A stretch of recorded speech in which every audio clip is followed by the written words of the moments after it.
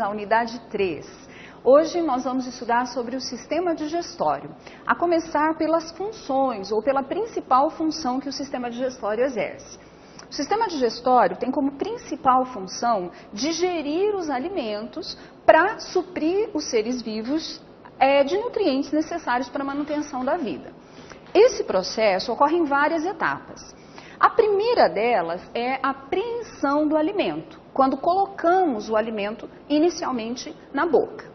Assim, vem na sequência a mastigação, que depende basicamente da ação dos dentes, a deglutição, da qual participam a língua e a faringe, a digestão propriamente dita, que ocorre principalmente na boca, no estômago e no duodeno, e a absorção dos nutrientes e da água dos alimentos. Isso ocorre principalmente nos intestinos, tanto no intestino delgado quanto no intestino grosso. E, por fim, a expulsão dos resíduos sob a forma de fezes, e esta função depende exclusivamente da atuação do intestino grosso. Divisão do sistema digestório. Os órgãos do sistema digestório, eles dividem-se em duas grandes partes, o canal alimentar e os órgãos anexos. O canal alimentar é formado por órgãos que se situam na cabeça, no pescoço, no tórax, no abdômen e inclusive na pelve. Por esse canal, o alimento transita e vai sofrendo o processo de digestão. Ele começa a sofrer essas modificações químicas na cavidade oral, na sequência a faringe, o esôfago, o estômago, o intestino delgado e o intestino grosso participam deste processo. Em contrapartida, os órgãos anexos, eles são estruturas nas quais o alimento não transita, não tem contato, mas são essenciais à digestão, uma vez que esses órgãos anexos produzem secreções digestivas que auxiliam no processo digestório. Esses órgãos são 3. Incluem as glândulas salivares, que vão produzir uma secreção chamada saliva, que é rica em uma enzima chamada amilase salivar. Essa enzima tem a função de degradar o amido. O segundo órgão é o fígado, que produz uma secreção chamada bile, que tem a função de degradar a gordura. E o terceiro órgão anexo é o pâncreas, que produz o suco pancreático, e este suco também tem a função de degradar a gordura, auxiliando a bile neste processo. Veremos todos esses órgãos, tanto do canal alimentar como os órgãos anexos, na sequência, nas aulas práticas no laboratório de anatomia. Nós vimos na teoria que o sistema digestório, ele inclui órgãos do tubo ou canal alimentar e órgãos anexos. Esses órgãos do canal alimentar representam um conjunto de estruturas anatômicas por onde o alimento vai passar. E os órgãos anexos, embora o alimento não passe por eles, eles produzem secreções que são essenciais para o processo da digestão. Então, nós vamos estudar agora na prática tanto os órgãos do canal alimentar quanto os órgãos anexos. O primeiro órgão do canal alimentar é a boca, tá? Então, a boca, ela tem início aqui nos lábios. Então, você tem o lábio superior, o lábio inferior. O encontro entre esses lábios é a rima bucal e o cantinho aqui é a comissura ou ângulo da boca. Entre os lábios e as gengivas, nesse espaço aqui, ó, essa parte externa, que você consegue circundar com a sua própria língua em toda essa extensão, é o vestíbulo da boca. Lembra que essa região aqui, ó, externa, era o vestíbulo do nariz? Então, essa aqui é o vestíbulo da boca, é a mesma região, análoga ao do sistema respiratório. Para dentro dos dentes e da gengiva, nós temos a cavidade oral, cavidade bucal propriamente dita, onde se localiza, por exemplo, a língua, os dentes estão aqui na região anterior também. A cavidade oral, ela finaliza, ela termina num espaço que vai entre a úvula palatina e a epiglote. Esse espaço virtual aqui recebe o nome de istmo da garganta. Então, nós podemos dizer que os limites da boca são, anteriormente, os lábios, ó, aqui, né? Posteriormente, o istmo das fauces inferiormente o assoalho da boca, superiormente o palato duro e na sequência o palato mole e lateralmente as bochechas. Dentro da boca está a língua. Eu deixei aqui para evidenciar para vocês uma língua com algumas de suas estruturas anatômicas. Então, um primeiro detalhe interessante é que a língua ela está anexa, justaposta, e inclusive mantém conexões anatômicas com a epiglote, que é esta cartilagem aqui da laringe. Então, todo o corpo da língua, ele vai ser dividido, marcado por alguns sulcos. Esse sulco aqui, ó, em forma de V, recebe o nome de sulco terminal.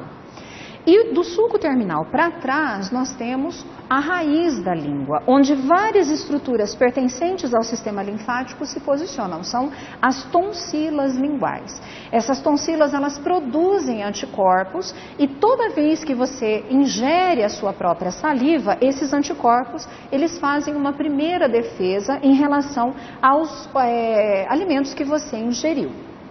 Na região anterior da língua, é possível nós identificarmos as papilas linguais. Olha, aqui existem algumas que parecem umas bolinhas, que são as papilas fungiformes. O nome delas é porque elas se assemelham a fungos, né? Em forma de fungo.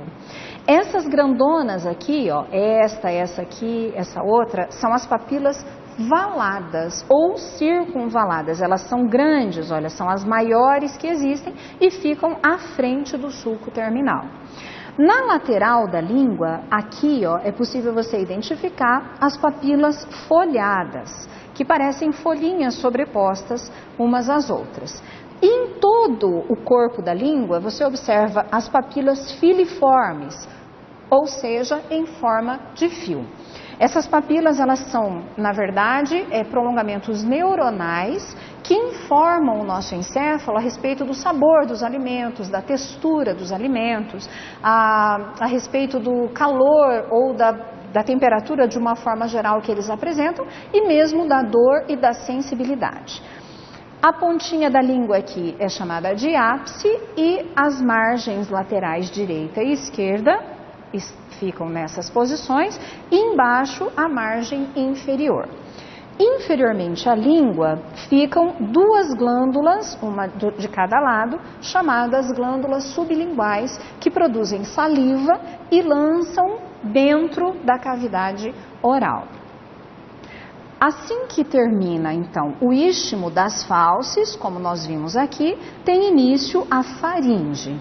Já tínhamos estudado a faringe no sistema respiratório, dizendo que ela tem uma porção nasal, uma porção oral e uma porção laríngea. Então, para o sistema digestório, a faringe começa a partir da porção oral da faringe. Então, o alimento desce para o esôfago. O esôfago, ele vai levar o alimento, ele é um tubo também de predomínio muscular, de diâmetro reduzido, como você pode observar, que vai levar o alimento da faringe, ela é a continuação da faringe até o estômago. O alimento demora em média 7 segundos para fazer esse translado da faringe até o estômago. Na verdade, o esôfago ele não tem nenhuma função digestiva, ele vai secretar apenas um muco que vai descer melhor esse alimento. E quando ele se comunica aqui com o estômago, nós tivemos uma ruptura aqui, uma retirada de uma parte, mas é possível você entender que quando o esôfago chega aqui, existe uma camada muscular que vai se contrair e impedir que ocorra o refluxo desse alimento. Se esse músculo não se contrair adequadamente, o indivíduo vai apresentar refluxo gastroesofágico, porque a comida vai refluir em direção antiperistaltismo, né? Então, assim que o esôfago se comunica com o estômago, Esse músculo fecha e esse outro esfíncter aqui, ó, que você pode observar mais grosso, chamado piloro, também se fecha. Então, fecha aqui, o alimento fica submetido à secreção do suco gástrico, aos movimentos do próprio estômago, até que ele seja parcialmente degradado e lançado na sequência para o duodeno, que é a próxima região que vem na sequência, dando início ao intestino delgado. Um detalhe interessante é que essa porção do estômago acima do ponto de desembocadura do esôfago é chamada de fundo gástrico. Toda essa região é o corpo gástrico e aqui embaixo você tem o piloro. Esta região chama cárdia, tá? Então aqui é o piloro, aqui é a cárdia. Face anterior do corpo gástrico e face posterior do corpo gástrico. Como saber aqui o posicionamento do estômago? Tem que lembrar que ele é um órgão abdominal localizado no antímero esquerdo do nosso corpo. Então, essa curvatura gástrica maior, ela sempre fica voltada à esquerda. Então, se fosse em mim, ele ficaria nessa posição. E a curva gástrica direita, sempre nesta posição. Não poderia, por exemplo, ficar assim, ó, porque aí a curvatura gástrica maior estaria à minha direita e não à esquerda, como ela deve ficar. Quando a gente corta o estômago, como foi feito nesta outra peça, ó, eu abri a curvatura gástrica esquerda, é possível nós identificarmos uma mucosa extremamente espessa e resistente, porque dentro do estômago ocorre a degradação principalmente de proteínas. E o estômago é músculo, ou seja, é feito de proteína. Então essa mucosa dele, ela tem que ser uma mucosa mais resistente para que o próprio suco gástrico não faça a degradação, a digestão da própria proteína que constitui o estômago. Então ela é espessa, ela é toda revestida por uma camada de muco, e então o suco gástrico fica sobre esse muco. Inclusive, se alguma coisa acontecer de errado com esse muco, podem ocorrer lesões na parede do estômago, desencadeando um processo de gastrite ou até mesmo de uma úlcera gástrica. Um detalhe interessante é que toda a mucosa ela é cheia de pregas. Essas pregas são chamadas de pregas gástricas. Muitos neurônios se localizam nesta região. E esses neurônios se comunicam com uma área do nosso encéfalo chamada hipotálamo, que é uma região que nos dá a saciedade. Então, à medida que a gente vai colocando comida dentro do estômago, estas pregas vão se distendendo, esses neurônios vão sendo ativados e o nosso hipotálamo fica sabendo que o nosso estômago já está em plenitude gástrica. E então, a nossa fome, o nosso apetite vai sendo gradativamente diminuído. Por isso que comer devagar é tão importante, porque se você come muito rápido, essa comunicação neuronal demora muito mais e você tem uma ingestão de comida em quantidade muito maior. Então, assim que o alimento sofre a primeira digestão, a primeira etapa da digestão no estômago, o piloro se abre e o alimento então é trazido ao duodeno. O duodeno é essa estrutura em forma de C que abraça o pâncreas. O pâncreas é essa estrutura, ela é glandular, por isso é essa estrutura assim, né, toda enovelada, que tem a ver com a produção do suco pancreático, que vai ser lançado aqui, olha, no duodeno para digerir principalmente gorduras. Então, o pâncreas é um dos nossos órgãos anexos. O alimento não passa até ele, mas ele secreta o suco pancreático e lança no duodeno. Também não podemos esquecer que o pâncreas é produtor de insulina e de glucagon, dois hormônios que regulam o metabolismo da glicose no nosso corpo. Então, o pâncreas é considerado também uma glândula mista, porque ele produz a insulina e o glucagon, que são lançados na corrente sanguínea como hormônios, e produz o suco pancreático, que é lançado no duodeno enquanto uma secreção exócrina. E ele apresenta cabeça, corpo e cauda. A cabeça do pâncreas é envolta pelo duodeno. Aqui a gente tem uma parte do duodeno. Então, o duodeno pertence já ao intestino delgado. A continuação do intestino delgado pode ser vista neste intestino dissecado. Então, aqui nós temos o jejuno e o íleo. Na verdade, essas alças intestinais aqui ficam presas na parede posterior do abdômen por essa estrutura que recebe o nome de mesentério. Então o intestino ele pode ser deslocado anteriormente até o ponto em que o mesentério assim o permite, porque o mesentério é uma prega peritoneal que mantém essa fixação do intestino. Um detalhe interessante é que a nomenclatura de jejuno e ilho, ela depende muito mais da localização dessas alças intestinais do que de uma estrutura anatômica propriamente dita, porque não existe um limite muito nítido entre elas. Então, genericamente, nós dizemos que a parte superior é o jejuno e a parte inferior, que fica localizada entre os ossos do quadril, entre os ilhos, recebe o nome de ilho. O ilho termina nesta estrutura em forma de saco, que recebe o nome de ceco. O ceco, ele é o primeiro segmento do intestino grosso. Então, termina o ilho, começa o ceco, iniciamos o intestino grosso. O intestino grosso fica como se fosse uma moldura envolvendo o intestino delgado. Atrás do ceco é possível você identificar o famoso apêndice vermiforme, aquele que algumas pessoas já tiveram a infelicidade de ter uma inflamação que recebe o nome de apendicite.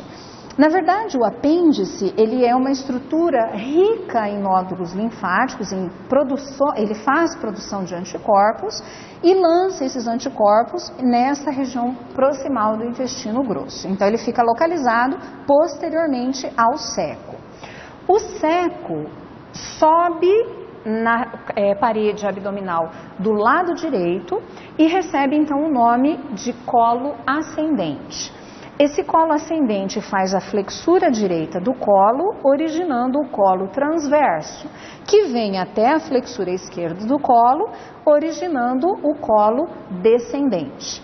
O colo descendente, por sua vez, dá origem ao sigmoide, é uma estrutura não presente aqui, então ela vai fazer uma curva mais ou menos como esta, em forma de S, por isso o termo sigmoide, e na sequência vem o reto e o canal anal, que eu posso mostrar para vocês aqui, ó. Então, o sigmoide é esta curva em forma de S, isto aqui é o reto e aqui, posteriormente, o canal anal.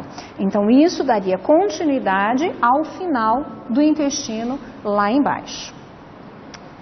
Um detalhe interessante é que sobre o intestino, aqui eu não consigo mostrar muito claramente para vocês, devido ao manuseio da peça, é uma estrutura muito delicada que acaba se danificando. Mas sobre o intestino, nós vamos ter essa serosa chamada omento maior. Esse aumento ele vai recobrir todas as alças intestinais, ajudando inclusive na fixação e na proteção do intestino. Nós falamos que o pâncreas é um órgão anexo do sistema digestório. Além dele, nós temos as glândulas salivares, eu mostrei para vocês embaixo daquela língua a glândula sublingual, mas além delas existe a glândula parótida, que é essa grandona aqui, ela produz a saliva e lança por meio desse ducto, chamado ducto parotídeo, esse ducto aqui, ó, esse aqui, esse, ó. Ele perfura o músculo da bochecha, o bucinador, e lança a secreção perto do segundo molar superior. Além da glândula parótida, nessa peça a gente consegue enxergar também a glândula submandibular, também secretora de saliva. Então, além do pâncreas, das glândulas salivares, o fígado é um outro órgão anexo que secreta a bile, e essa bile vai escorrer lá no duodeno para auxiliar a digestão de gordura. Então, o pâncreas fica nesta posição anatômica, esta estrutura aqui, ó, é o músculo diafragma, então por isso que ele é um órgão abdominal, porque ele fica abaixo do diafragma, e ele é subdividido em lobos, como o pulmão. O maior lobo, que é este aqui, é o lobo hepático direito, esse pequeno é o lobo hepático esquerdo e essa aqui é a face diafragmática do fígado. Essa região inferior é chamada de face visceral, porque aqui vão ficar os intestinos e as outras estruturas abdominais. Nessa face inferior, é possível nós enxergarmos a vesícula biliar, que é um saquinho cuja função é armazenar a bile até ela ser excretada lá no duodeno. E abaixo dela, nessa região, nós temos o lobo quadrado e acima dela, este aqui, ó, meio com um formato diferente, é o lobo caudado. Entre a vesícula e o lobo caudado, tem uma região por onde entram e saem as estruturas do fígado, chamada de porta do fígado, inclusive em homenagem à veia porta, que passa exatamente nesta região.